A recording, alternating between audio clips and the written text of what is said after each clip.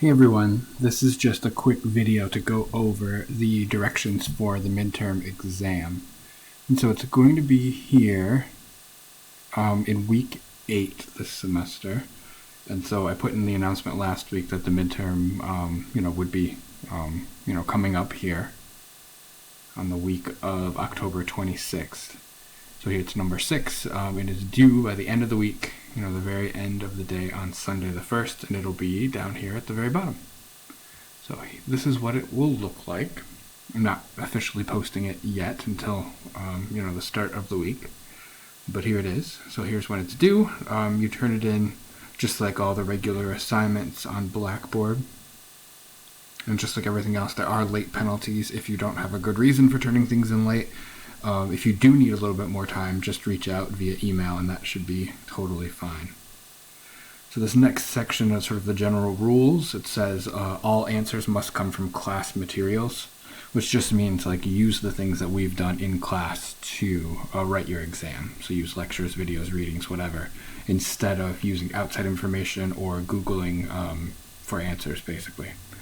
If there's a question that you've decided to answer and you can't find the information that could give you the answer for it, just email me about that and I can definitely point you in the right direction.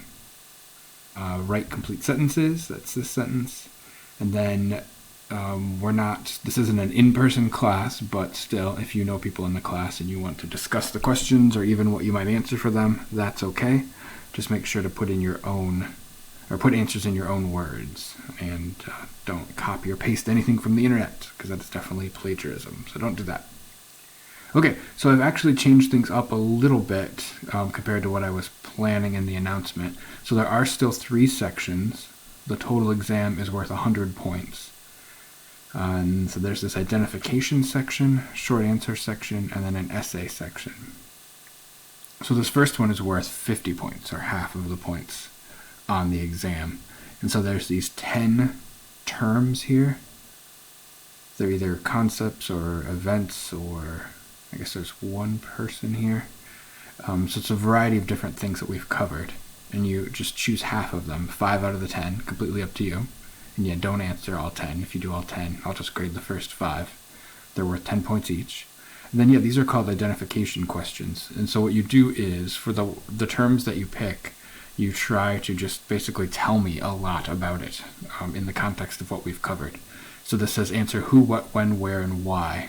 And this is basically the same thing written out differently. So it says for each term you choose, clearly explain or define the person, event, or thing mentioned in the ID question. Then make sure to detail who was involved and when the person, thing, or event happened or lived. Finally, explain its importance by relating the term's significance to world history. So basically you just want to find where we talked about whatever term you pick, and then sort of give me a good sort of background explanation about, this is hard to talk about, sort of what or when or what's the significance. Just give me sort of, not all that you can, don't write many paragraphs, but just sort of a good sort of succinct summary of the things that we covered about whichever term that you pick there. So give that a try. If you have any questions, definitely let me know. You could even send me sort of a rough draft of your answers to look over. Okay, the next section is a short answer section. There's 5 questions here, and you're just supposed to answer 3 out of the 5. So it's up to you which ones you pick. Again, worth 10 points each, and your answer should be 3 to 5 sentences in length. And again, use stuff from the course to answer the questions. So number 1 here says, explain how the concept of Dharma works to keep people in place in their society. We covered that in the early India lecture. Number 2, explain the idea that to Muslims, Muhammad is the restorer of the faith, but to Jews and Christians, he is the founder of a new religion. So hopefully that one's kind of self-explanatory. People either really get this question immediately, I've used this one for a while, or it's quite difficult. So if it is quite difficult, you can look in the Islam lecture, and I would the Christianity lecture too, and the readings to understand this one. Or of course you could skip it. Number 3, explain what the Venus figurines tell us about how societies viewed women in prehistory. So that's back from the very beginning of the course. Number 4, explain how Hellenization led to the spread of Christianity and what might have been different in the early history of the religion without the influence of Paul. So that's definitely covered in the reading Christianity and in the lecture as well, I believe.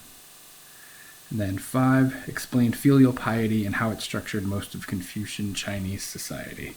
That too, I believe, is in the reading and the lecture. Okay, so there's those. Again, just pick the 3 that you want. Okay, and then finally there is an essay. It's only worth 20 points, but still, do your best on it. It says answer it in 2 to 3 paragraphs, and again, use things from the course. And I added here, use quotes when possible, but no need for citations.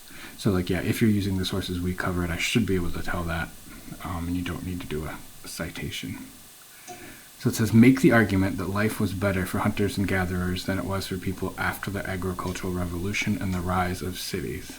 So yeah, this is a question earlier in the semester where I sort of said, is it better or is it worse, life after agriculture? And people had a variety of answers. So this is asking you, instead of giving your own opinion, to make a specific argument, and which is something you should be able to do one way or the other. And so just find the information that we've covered that would support this point of view and use that in your answer. And yeah, to be like transparent, you don't need to actually believe it. You should still be able to make an argument, whether it's the one you hold, the belief you hold or not. So it says, make sure to address multiple areas, at least 3, where life can be said to have changed for the worse after these developments, and talk in specific detail how life for women changed for the worse in this period. So yeah, you definitely want to talk about changes either specifically to women or wider in society that could be said to be worse after the rise of cities and the agricultural revolution.